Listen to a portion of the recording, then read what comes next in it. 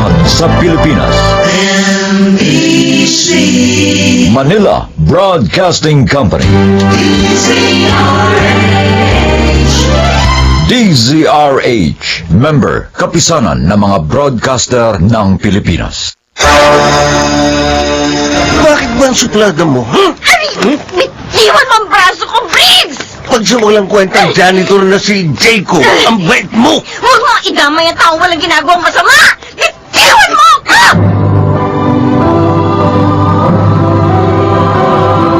Handog ng DZRH ang tunay sa kanyang panahon.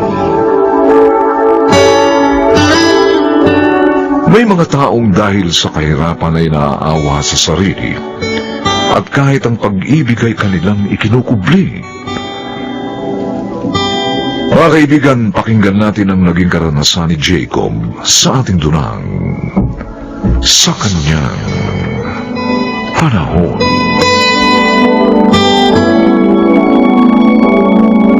Sabi ko, umalis kayo! Sobra ka naman, Briggs! Bakit mo sinutok si Jacob? Oo nga! Wala naman siya ginagawang masama! Mayabang siya! Hindi marunong mahiya! Lapit ang lapit sa inyo! Dahil tinawag namin siya! Nagpatulong kami sa mga pagkain order namin! Tama! Tsaka wala kang karapatan suntukin siya, no? Kahit naman may bakit ka pa rito. Sige na, Jacob. Iwan mo na kami. Opo, Ma'am Nadine. Hoy, Jantor! Pag hindi mo pa nilayuan si Nadine, may kalalagyan ka sa akin. Oh, grabe ka naman dyan, Briggs. Nagbabanta ka kahit maraming nakakarinig. At ano gagawin mo sa kanya, ha? Papatayin mo siya? Ha, tatandaan namin yan, Briggs! Kapag may nangyari kay Jacob, titistigo kami laban sa'yo! Nadine, tinatakot ko lang naman siya eh. Kasi naman hindi siya bagay sa'yo. Tapos lapit pa ng lapit. Ako lang ang makapagsasabi kung sino ang bagay sa akin! Now, stay away from us!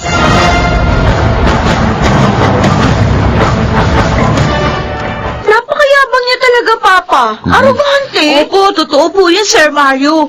Hindi na nahiyang manuntok kahit na nasa kantin. Alam niya kasi, kaibigan ni Papa ang daddy niya. At hindi siya matatanggal sa trabaho. Yabang. Kung mali naman siya, kahit anak pa siya na kaibigan ko, tatanggalin ko siya. Sana pa kausapin niyo siya. Pinagbantaan po niya si Jacob. Oo nga, Sir. Tsaka maraming nakarinig nun, ha? Supervisor pa naman siya. Hindi siya magandang halimbawa sa mga empleyado. Kilala niyo ako. Hindi ako konsentidor. Bukas na bukas din. Kakausapin ko si Briggs. Ay, may nag-text sa cellphone ko. Ay, si Nathan. Sinong Nathan? Kaibigan ko po, pa. Textmate. Ano? Nakikipag-text ka sa hindi mo kilala ng personal? Delikado yan, Iha. Don't worry, pa. Nakikipagkwentuhan lang ito sa akin. At saka, pa, mas delikado dito si Briggs.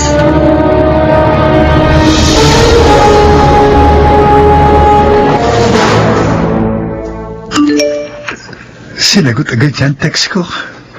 Natutuwa ako. Kahit sa text, nakakausap kita natin. Kahit na nga, hindi mo alam na akong ka-text mo. Anak,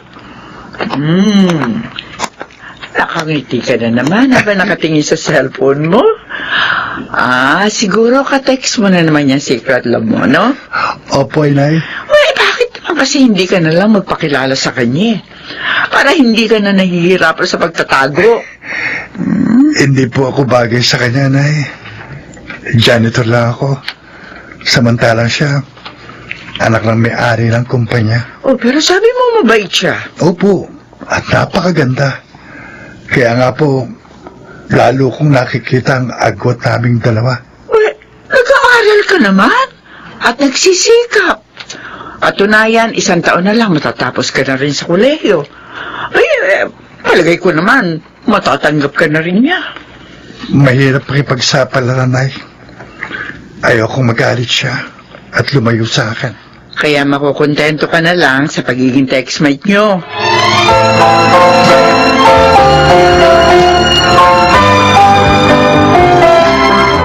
Yun ang dahilan, kaya kita ipinatawag Briggs. Totoo ba yon? Sino po ba nagsabi sa inyo? Sir Mario, Oh, Jacob, eto na po yung coffee niyo. ilagay mo dito sa table. Apo. Ito ba nagsumbong sa inyo, Tito? Ang janitor nito? Oy! Nagsumbong ka ba kay Tito Mario? Oh, Briggs, mukhang wala ka ng galang ah. Parang gusto mo pang awayin si Jacob sa harapan ko. Sige na, Jacob. Lumabas ka na. yes sir. Sorry, Tito. Kumukulo kasi yung dugo ko sa janitor na yun eh. Ang mabuti siguro, mag-leave ka muna sa trabaho mo kahit mga 1 month. Tito Mario! Masyadong mainitin ang ulo mo eh. Eh, Baka sakaling kapag nakapagpahinga ka, mawala na yan. I'll talk to your dad about this.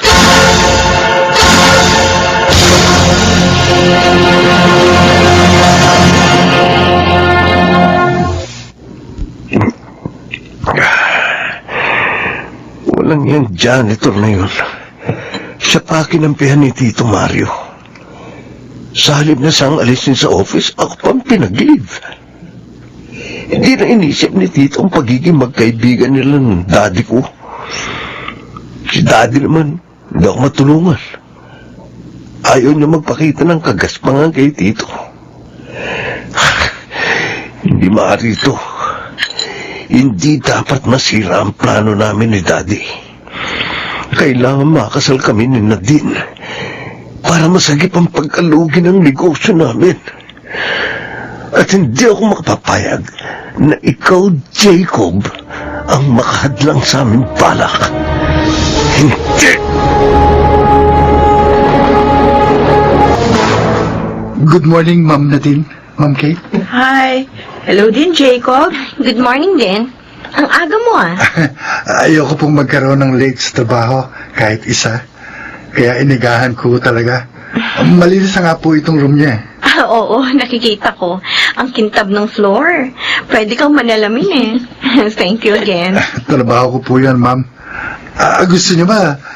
Dalan ko kayo ng coffee at chocolate cake? Wow. Alam mong favorite cake ni Nadine, ha? Ha? Kukuhan po. Narinig ko lang yun sa ibang mga empleyado. Sige po, ma'am. Kung ayaw po ninyo, lalabas na ako. Sige. Dalhan mo kami ni Kate. Okay po. Diyan ho muna kayo. Uy, anong iniisip mo? Naalala ko lang si Nathan. Nabanggit ko kasi sa kanya last time, ang favorite cake ko.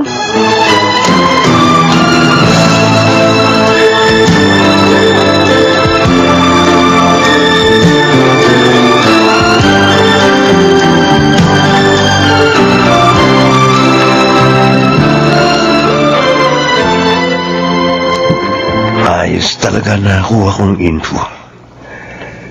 Nandito pa nga sa office na din, kahit gabi na. At hindi niya kasama this time ang sugot na si Kate. Tama ito. Sasakyan na lang niya ang narito sa parking lot. Ngayon, maisasama ko siya sa ayaw man niya o sa gusto. Magiging aking kanana din. Wala ka nang magagawa. Makakasal ka na sa akin. Eto na siya. Palapit na rito. Hello, Nadine? Briggs, what are you doing here? Waiting for you. Namimiss na kasi kita. Well, I'm sorry, hindi kita na-miss. Bakit ba ang suplada mo? Ha? Bitiwan mo nga braso ko, Briggs! Ano ba? Pero pag sa walang kwentang janitor na si Jacob, ang bait mo. Huwag mong idamay ang taong walang ginagawang masama. Bitiwan mo ko! Sa ayaw o sa gusto mo, sasama ka sa akin. Hindi! Ayoko, bitiwan mo ko! At ang panyong ito ang makapagpapatahimik sa iyo. Bitiwan mo si Nadine! Jacob! Salamat at dumating ka! Hayop kang pakinamero ka! May baril siya, Jacob! Bagay sa iyo! Jacob! Tulungan niyo kami! Tulong!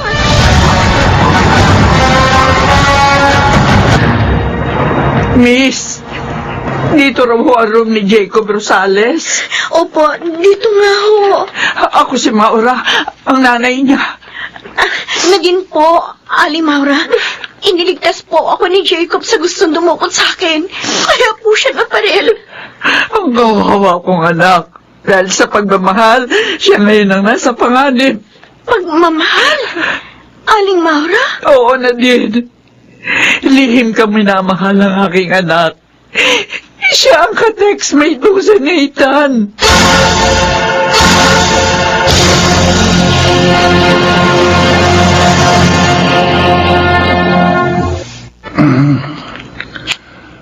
Nadine, narito ka. Oo, Jacob. At masaya ako dahil ligtas ka na. Kung nagkataon na wala ka, hindi ko mapapatawad ang sarili ko. Hindi mo naman kasalanan. Kusa kitang tinulungan. Nahuli ba si Briggs? Oo, nakakulong na siya. At patong-patong na kaso ang haharapin niya. Bukod sa pagdukot sa akin at pamamaril sa'yo. Wala ring lisensyang dala niyang baril. Dapat lang talagang makulong siya. Ngayon, patatahimik ka na. Salamat sa Diyos. Hindi ka niya kinuha, Nathan. Ha? Alam ko na ang lahat, Jacob. Sinabi sa akin ng nanay mo habang nasa panganib ka. Nakahihiya naman sa'yo. Kung talagang mahal mo ko, hindi mo ikahihiya ang damdamin mo. Mahirap lang ako. Hindi bagay sa'yo. Lahat ay pantay-pantay sa pusong nagmamahal. Nadine, ibig bang sabihin, may pag-asa ako? Hindi pag-asa, Jacob. Pag-ibig. Dahil mahal din kita. Nadine, At na-realize ko yun ng mga nibang buhay mo. Kaya pala magaan ang loob ko sa'yo. Mabait ako sa'yo. Dahil mahal kita.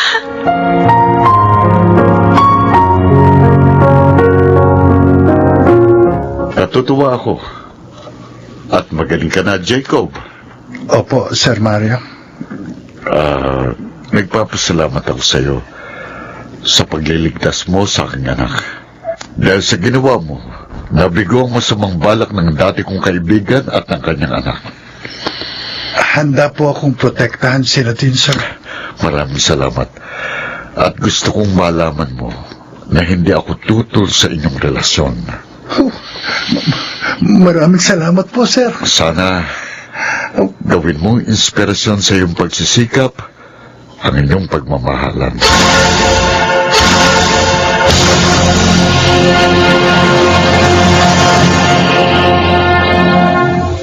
Ang pangarap at pagmamahal ng may mabuting kalooban ay magkakaroon ng katuparan sa kanyang panahon.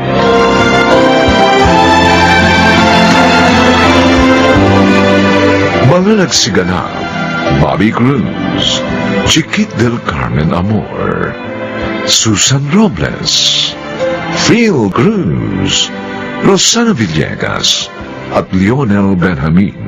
Special Sound Effects, Bernabe Bascao. Technical Supervision, Bong Muyar at Eric Lucero. Musical Scoring, Buboy Salong. Ang kasaysayang ito'y mula sa panulat ni Telma Corporal Alcantara at sa pinagsamang direksyon ng inyong lingkod June Martin de Gaspi at Bobby Cruz sa kanyang panahon.